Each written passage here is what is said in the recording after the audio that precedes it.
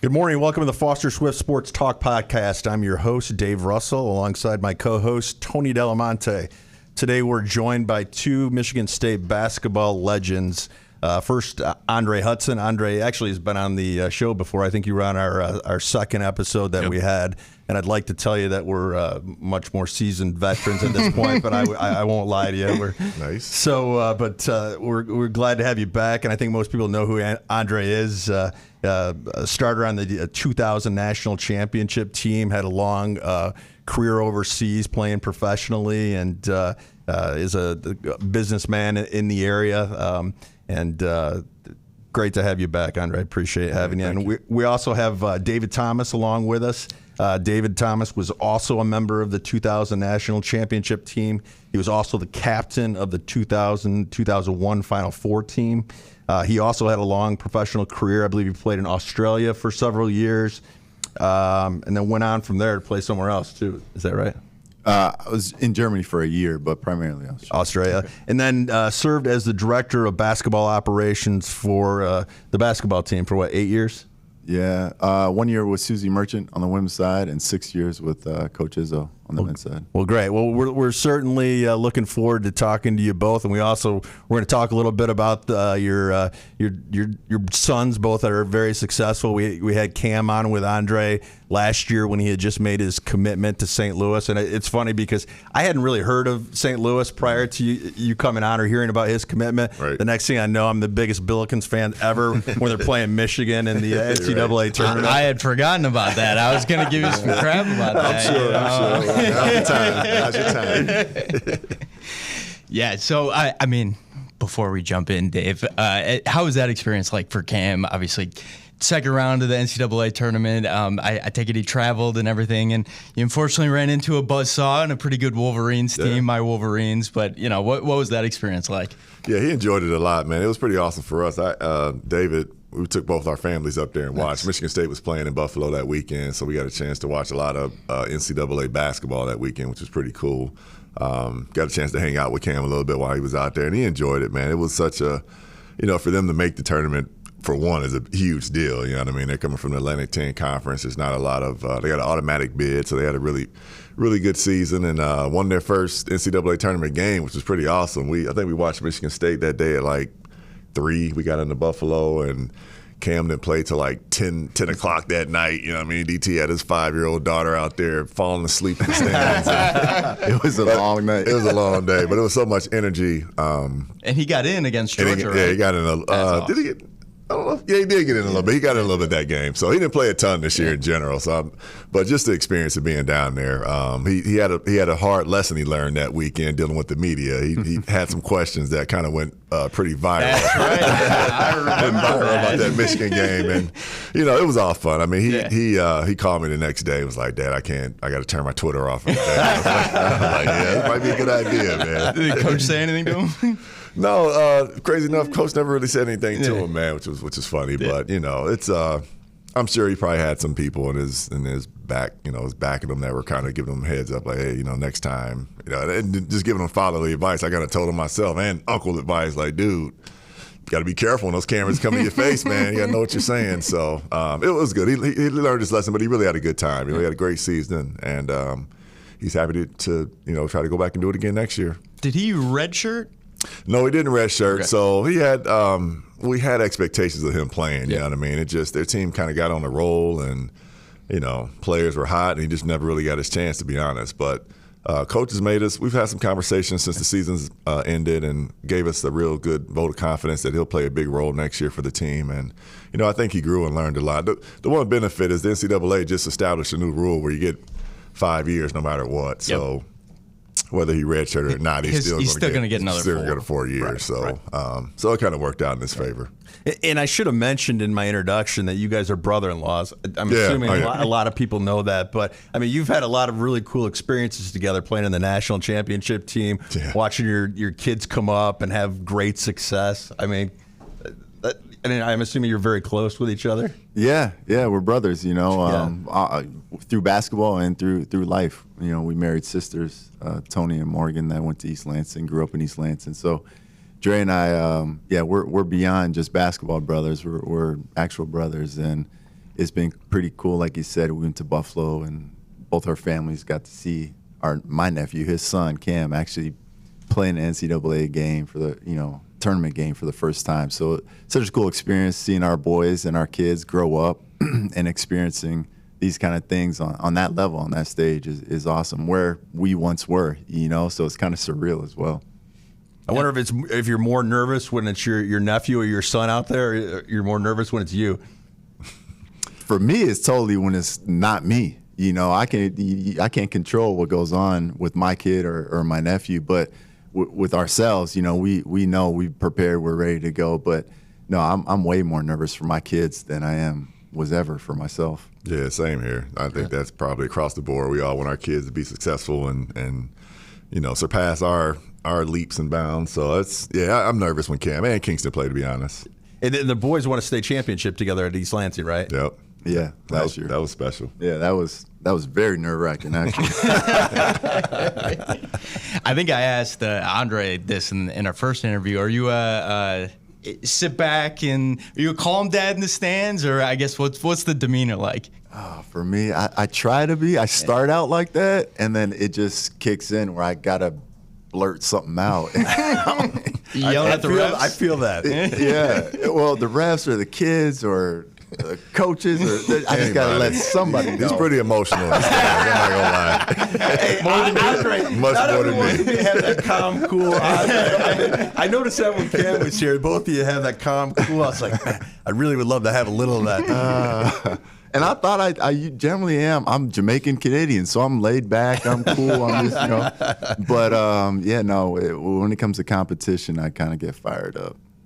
So, were you a year ahead of David at MSU?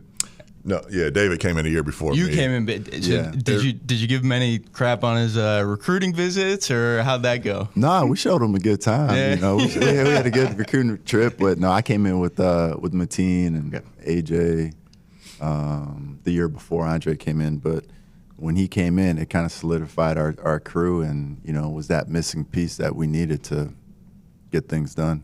And when we talked with Andre about this, when you guys came in, it was a lot different. Obviously we weren't talking about revenue sharing or NIL. I mean, you come in on the visit and it's what's the campus look like, the education, all those other things. It's changed so much. Oh, yeah. The NIL landscape is completely turned NCAA on its head, and like it knew where its head was before. But no, yeah, you're right. Like for us, it was just, one, we would never transfer. Like transfer was just you don't leave. Like this is who you committed to. So that in itself is hard to wrap our brains around. But the money piece right now is insane. And his son's going through it. Mine is about to go through it. A lot of these kids already have agents. Just to negotiate essentially a revenue share that's not really even NIL. Right. And but it's a unique landscape, one that everybody's kind of just learning on the fly. But I don't know. I mean, you speak to Cam and what he's experienced with it thus far. Yeah, for sure, it's different. It's a different landscape. It's nowadays these kids have a chance to earn a good amount of money in 4 or 5 years, and it's a big part of the recruiting. These kids are going to universities, and universities are trying to pull kids in. The money part is a real conversation now. And so it's super important just to kind of be ahead of the game and make sure you're, for universities in general, they have to go out and fundraise and they have to get people to donate to kind of keep these programs playing at a high level. And I think it's challenging for all sides for sure. And I think around the country, I mean, at its core, I think kids still want to be coached hard. And basketball still, for most folks, is the main thing. And I think that's one thing that Izzo has done probably better than maybe anyone else in the country, because a lot of his guys, they do stick around 4 years, which is unheard of now. Yeah. And so, I mean, you guys know him, you played for him. What is it about him that even at this point in his career, in today's day and age of college basketball, he's getting guys to stay 4 years, sort of buy into the program? Yeah, I mean, Michigan State, we have a culture. It's been there. He's established it since day one when he first arrived as the head coach. And our culture is what keeps people around. It's a family atmosphere.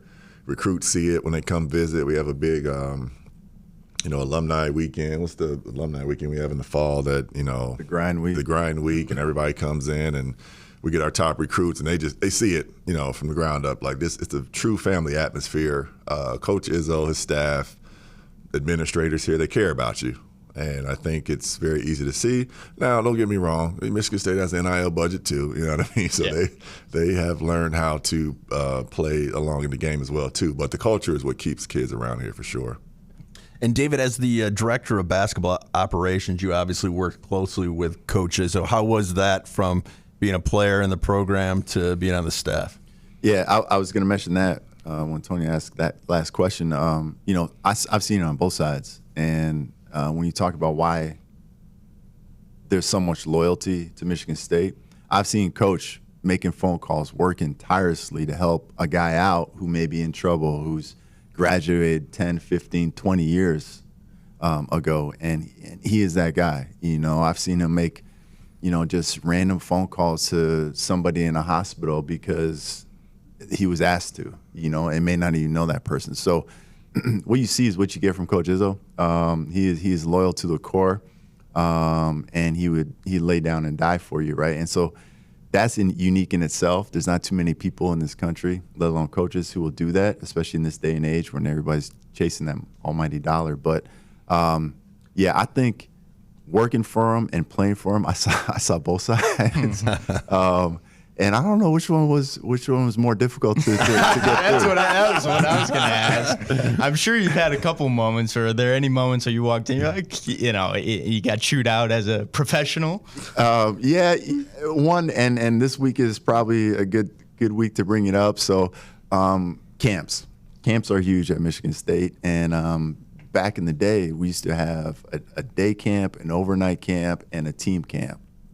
And so there is basically Fortune 500 company for that week in terms of what we do, what we generate, the revenue and all that, right? So it was like, I think my second year in on the job, and I'm responsible for organizing all these camps, 3 different camps. There's probably in total 1,500 kids that come through the program within a 2-week period. And I'm running ragged, man. I didn't know what was up, what was down. I was just, couldn't see. I was just exhausted. And I'm in our kitchen one day in our offices, and I'm just exhausted. And Coach comes in, and he's like, DT, Coach is very interested in the small details, right? So he just was nitpicking about something, and finally I lost it. I slammed my hand on the table. I said, Coach, I said some choice words. I said, I'm working my butt off, and you're coming at me over like where the water station is. Like, I can't remember what it was, but I had met my limit, right? And we had a chuckle afterwards. He called me in his office afterwards, and like, "Do you understand? It's a stressful position, but that's just him. Like, he's just, everything has got to be championship caliber." And that was one of the professional stories of when I kind of lost it on him, and wouldn't want to do that too many more times. One of the things I want to ask you about, Coach Izzo obviously showed some real frustration this week with the change in leadership at Michigan State, with the president and the AD both leaving, and just wanted to get both of your thoughts on that. And also, I guess, DT, from your standpoint of, when you're were the director of basketball operations, the importance of the AD and the president and that alignment that we've heard so much about. Yeah, it's critical, and not just for athletics, but for the university as a whole. All these different departments on campus, they're relying on some sort of stabilization and leadership. And so in terms of athletics, yeah, you want the president, AD, and the coaches to be on the same page, which we had, whether it be Luana and Mark Hollis and D'Antonio and Izzo. Like, that was kind of like the glory days, because they all were on the same page, had the same vision. Sure, they probably had disagreements in these things, and but they were all for the common good, and that's what's missing right now. Coach always brings up the 600,000 alums. I wonder how accurate that number is. He always brings it up, but the 600,000 alums. But and he's right. They all want to see the best out of this school, and if our leadership can't get things right and can't lead in an effective and positive way for our school and our community, then changes have to be made. And whether it be the board, which it sounds like a lot of this is stemming from the board, things have to change. And I think Coach was on a interview yesterday, day before, where he mentioned that, like, maybe instead of being elected, they have to be selected. And I don't know, maybe that is the right way to do it. But something's got to change. We've had too many presidents at this great institution in a short amount of time, and too many ADs. There's no sort of stability. So, I mean, that's my 2 cents, and hopefully we see a change in the positive here soon. Yeah, I would agree.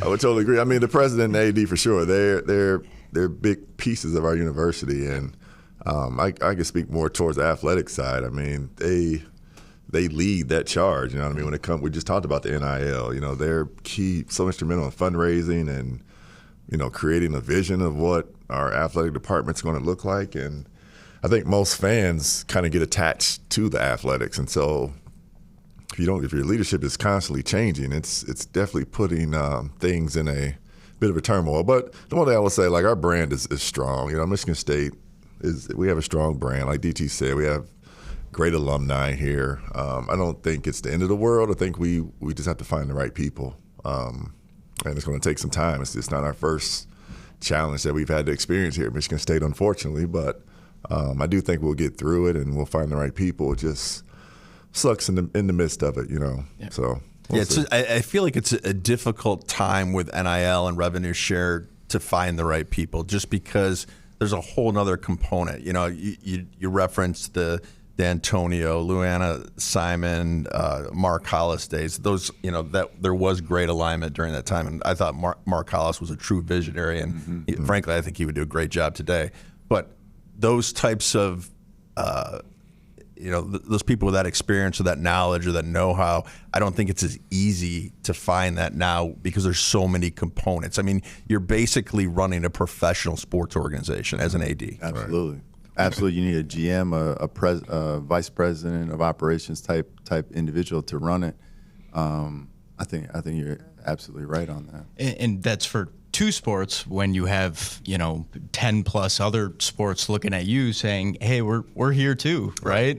So I don't feel bad for them, but certainly a difficult position for sure. Well, and if you're Coach Izzo, you've been there for so long, you're a Hall of Famer, like, you are part of the institution. But as a new football coach that hasn't even had a season, you come in and all of a sudden the AD that hired you is gone. That has to be an uncomfortable feeling. Absolutely. And one thing, too, you think back to those names I mentioned, they were lifelong Spartans, and there's something to be said about that. Now, could somebody come in and who is not a Spartan and do a great job? Absolutely. But there's something else. When you bleed that green, there's another level of, I want to make sure that this works out. I want to do the best I can for the school. So I think that plays a part as well. Well, at least on the basketball side, I feel like there's a lot of buy-in from former players who constantly come back, are involved, want to be involved, want to be around Coach, even aside from you guys. Yeah, it is. I mean, Coach Izzo's built a culture here. He's been here for a very long time, and so it's been a very important piece in his development of this program. And I think Coach Fitz will do the same. Like, he's, we still have great people in position here at Michigan State. Coach Izzo's a phenomenal basketball coach. Coach Fitzgerald comes with an incredible resume. He's already started to build something here. So I'm not super afraid of how it could affect our football program just because he is so new and he's already starting to build something. But yeah, I'm sure he thinks about it as an individual from a stability standpoint. I mean, it is a lot of chaos going on. But he seems to be a very confident person in himself and his abilities, and I think he's going to bring some good things to our football program. I want to change gears a little bit. We asked Andre this last time, and he gave us some crazy stories when he was in Russia. I have to ask you, while you were in Australia for 6 years, 7 years? 7 years. Okay. I don't know if it'll be the same issues that Andre had, but I mean, at least like when you were living there, what was that experience like? Did you have spiders around you? Tell us about that a little bit. Did Andre tell the the how he got paid story. Yeah. It's crazy. That never happened to you? No. No. But there's times where you didn't get paid, and that can be an issue no matter where you're playing, especially overseas. But you mentioned spiders. Yes, there's everything that can kill you lives in. So it's not exaggerated? No. So one year, my wife and I were over there, and we're in Cairns, which is way up north in Australia. And we're walking the beach, and there's these signs that say, usually you say, you watch on the beach, watch out, for Current or high waves or something, right? High tide or something. High tide. It said, beware of sharks, alligators, jellyfish, and stingray, and it had like a whole list of things. So we're like, I'm not getting in this water. So much so, guys, in where we're living, the town in Cairns, it's right on the water, right? So think about like Miami Beach. It's how it looked. The weather is beautiful. It's a little too hot, but it's right on the water. They built this massive public pool, which it's like a small lake essentially, just because for so much time of the year you can't go in the water. Oh my God! The jellyfish alone will sting you and kill you. So no, that was. I mean, I have some other story. We had to move out of apartment one time because. My wife and I again, because there's a spider in the apartment, and so they're big, right? Yeah, well, those are different. There's these wolfman spiders that are about the size of my hand. Oh my God! And that once landed on my car one morning, which was crazy. But the spider I'm talking about is a venomous spider, and so back then, Google really wasn't as easy to access, so we had to get on our laptops and search for this spider, and sure enough, it was venomous. Oh my God! We moved out the next day. That's crazy. We couldn't find it. It just disappeared. So she's like, "I'm not staying in here. We gotta leave." So we left the next day. Oh my God! What about kangaroos? See any kangaroos? Yeah. Some of the towns over there, they're kind of like deer here. Yeah. You see them up in the fields or crossing the road or fighting, and so no, it's down under for sure. You definitely see all that stuff. So would you stay year round there, or would you come back to the States at all? Yeah, so our season was similar to Dre in Europe. We'd go from basically end of August, September to, depends how, if you went all the way in the championship game, but I was blessed and fortunate to be on 4 grand final teams, and we won 2 of them 4 years in a row. So we'd come back mid-April. This February, my team over there, Melbourne Tigers, had a reunion for our 20-year reunion for one of our first championship teams. So they flew myself and my daughter over to experience that. It was four quick, long days. And 2 days flying. Yeah, exactly. Yeah. But it was a good experience. There's guys I haven't seen for 20 years, let alone even talk to. So it was a great experience to get back there. That's awesome. You both have such immense basketball knowledge, and with your boys coming up and playing, I have to imagine that you want to give a lot of advice. I mean, are you constantly, you should do it this way, or you just stay out of it? Yeah. They get words of advice all the time. I mean, we have daughters too. My daughter plays basketball. His daughter's pretty high level volleyball player, and so I mean, we're old dads who play sports. We got plenty of advice for our kids, and I've tried to back off a little bit with Cam as he's gotten older, just kind of be more of a support. I coached both of my kids growing up, so they got a lot of that dad coach for me as young kids. So I really just tried to fall more into that parent role and be more supportive, but it's hard not to give your thoughts to your kids. You know what I mean? It's almost impossible. It's difficult. I find myself like self-reflecting of, I could be that guy who's just a constant, because there's always something to be telling them. But then as a parent, you're like, hold on, I don't want to ruin this for them. I don't want to be that dad who just makes them hate the game, So you kind of take a step back. It's difficult. I'm sure it's difficult for Dre too. But you just give them bits and pieces here and there just to see them grow and then almost make it like their idea that maybe they should be going harder to the glass or something, Yeah, great idea. Yeah, you should do that, son. But you learn, and we evolve as parents, and mentors to try to get the best out of our kids. And I read in the news, and we were talking about it a little bit earlier, but Kingston made a big decision recently that he's going to leave East Lansing and head to, I may say this wrong, La Lumiere. No, yeah. Did I get that right? Yeah. All right, wow. And which I think is a very high-level prep school that's produced a lot of high-level basketball players. So can you talk about what went into that decision and, just the process? Yeah, the process, it was a very difficult decision. He's had 3 great years at East Lansing, and won a state championship 2 years ago with Cam and his guys on that team. And then this year lost in the state championship. And so he's had very good success here in East Lansing. However, for his development, we've decided that it's best for him just be immersed in basketball, and we don't think that that's necessarily the case here in East Lansing. Great school, great program, but we think he needs another step. And so this would be kind of coaches always say you either like it, love it, or live it. And this is a live it moment where he can just live basketball. Saying that, it's an amazing academic institution, very high academic standards. So he's going to get the best of both worlds, play on the highest level, and really, have an opportunity to be prepared fully for the next level, which is, playing college basketball. And has he left yet, or is that starting in the fall? No, as of right now, he's in Canada. So this kid's I'm really proud of him. He went up to, I'm Canadian, as I mentioned, Jamaican and American. But he went up in April to try out for the 17U Canadian national team, and made it. And so he's there now. This is the final week of, they're making 3 more cuts, but looks like he's going to make the team and travel over to France tomorrow. Wow. And then play 2 games against France, and then go to the World Championships in Turkey right after that and play in those. So fingers crossed. We're still working on his passport. Hopefully he can get that all lined up in the next day.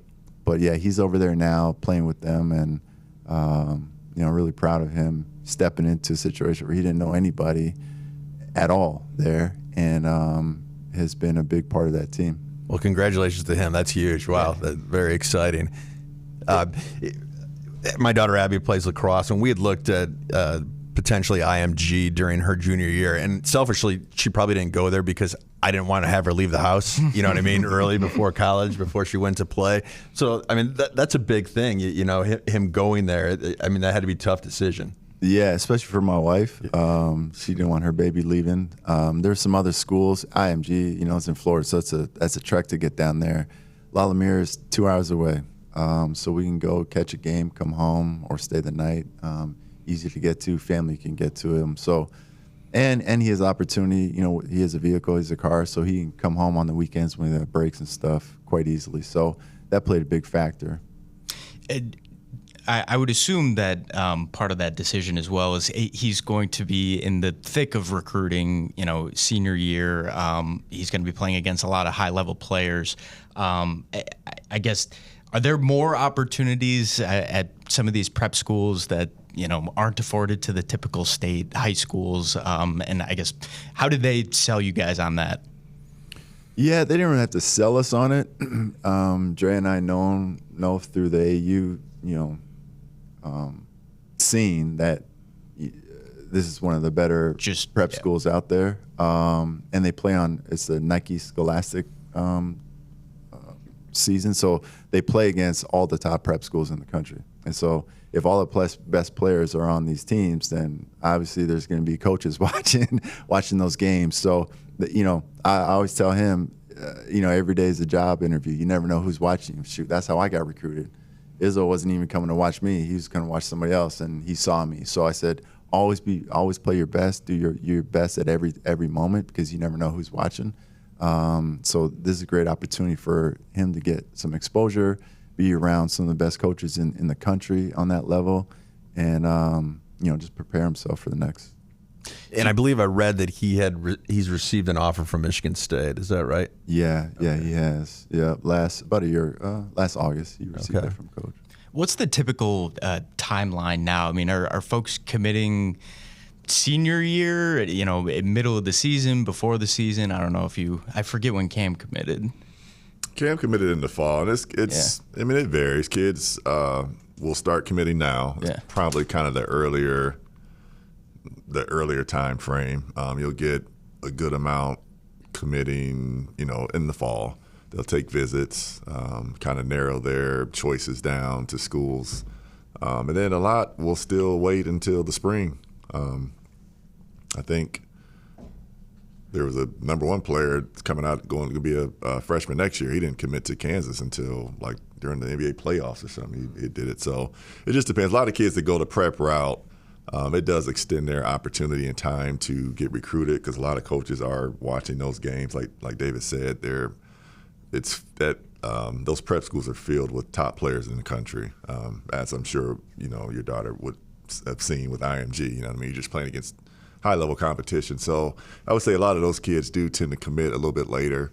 But generally, like anywhere from now through, the end of the year is pretty much a heavily committed time for, basketball athletes.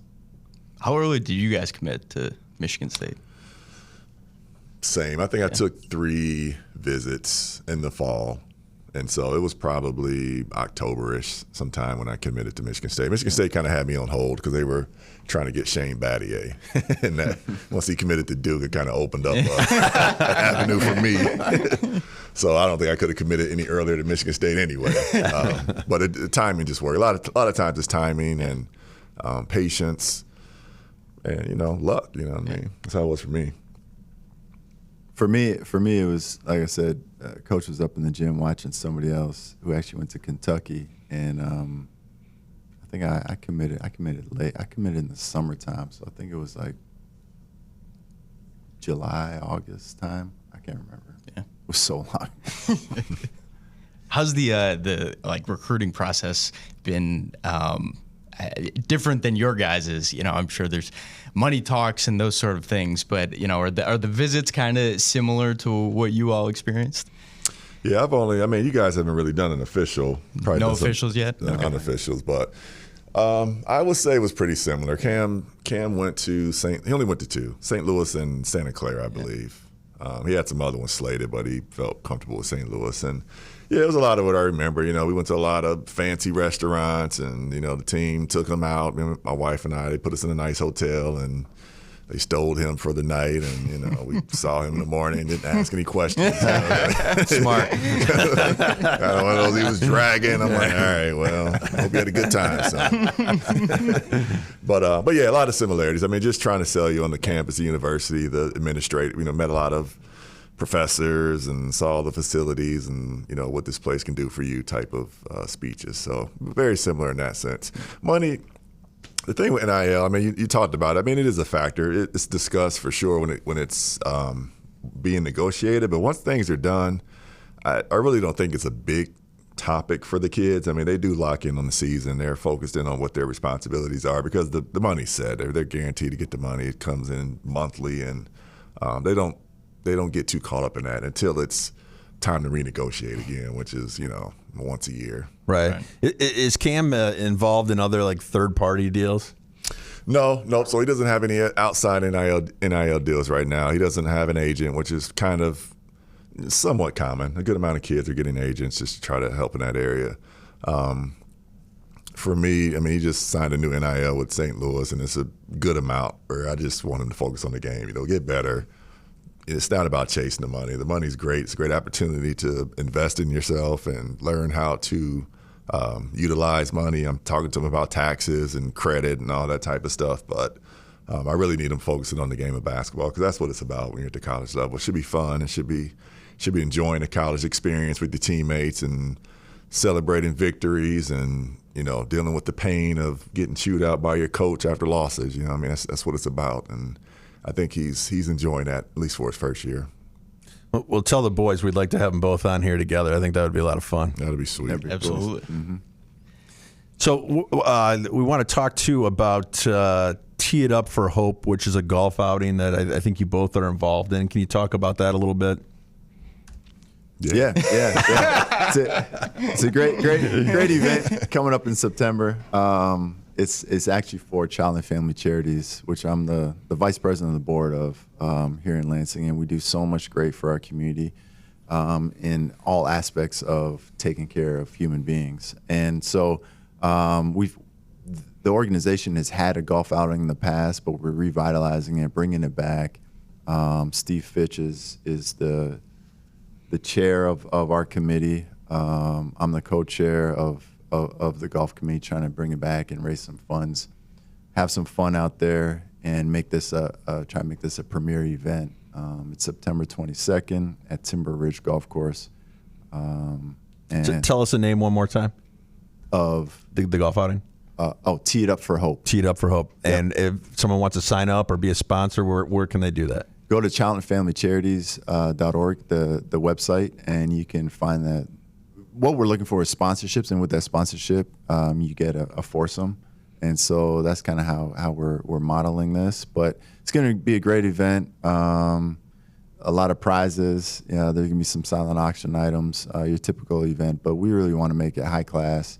And, most of these are for a good cause, and we believe this is a great cause. And helping our community and building people up so that they can be self-sufficient and go through life the way they want.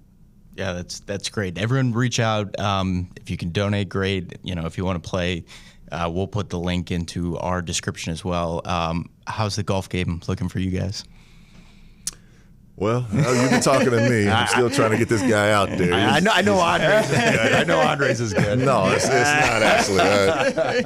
We were talking about having the boys, and Cam was home for a few weeks, maybe a couple weeks ago, and so I got a chance to play with him in Kingston a lot, and those boys were kicking my butt. Really? A little bit embarrassed for the first time. Like, what is going on here? And we have another nephew too. He's probably better than all of them. So I need him to get back out there so I can beat somebody in our family. You could right now. I probably could. Yeah, he's recovering about a year long now. In August it'll be a year. I tore my patella tendon, so I've been out of commit for the second time, same knee. Yeah. Go figure. Don't get old. But yeah, so I haven't even swung a golf club this season yet. But you both be out there at the golf outing? We'll both be there. He'll be swinging by then too. I hope so. I'm gonna make sure he's out there playing by then. I guess the boys won't be there because they'll be. They won't be there. Yeah, they'll be off for basketball. But come on out and join us. Tony and I are going to try to make it. I don't know if Tony swings the clubs very much. Not very good at all. So might be hanging out with you. So. Well, thank you both for joining us. I really appreciate it. I had a lot of fun talking to you, and obviously, like I said, we'd love to have the boys on and hopefully have you guys back again. Yeah, absolutely. Awesome. I'll make sure I give you guys a call when we get the boys in town, and we'll get absolutely. them on. That'd be a lot of fun. Yeah, I love great. it. Thanks for having us. Thank you. Appreciate it. Thank you, guys.